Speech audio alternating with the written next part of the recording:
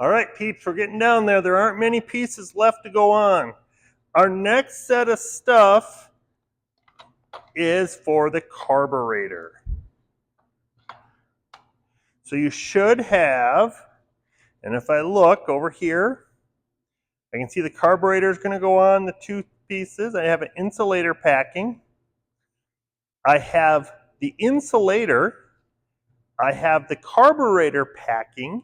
Notice how the carburetor packing has a little tiny hole in it right there.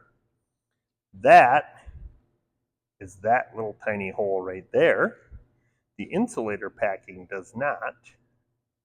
And these get flipped around and all kinds of stuff, and then they're a big mess. And then I have the carburetor, and then I have this going to the air box. So let's get started on that. So the first one I'm going to do, bring the insulator packing up.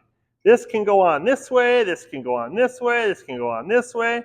Let's take a look to see what we think about that. That doesn't look like it lines up right. So we have to use our smarts to go, that hole now is lined up there. Then we're going to go the insulator. Again, the insulator can go on a couple different ways. One way is this, but it gets kind of stuck and it kind of doesn't work.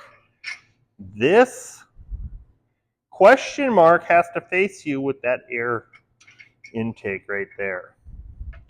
Now it's fitting, and the high tension cable gets clipped into the insulator. That's going to go over here to the spark plug. Then we have the insulator packing.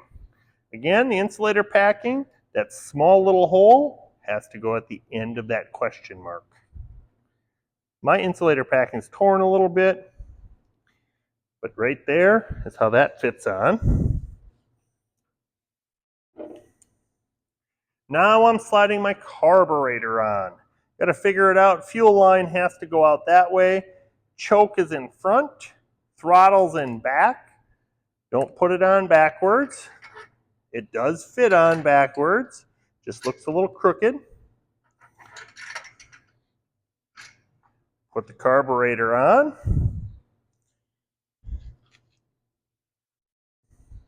Remember that little choke lever?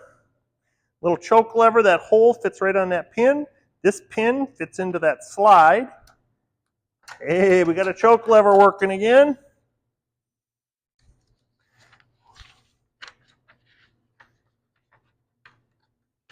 Then I'm looking for airbox information.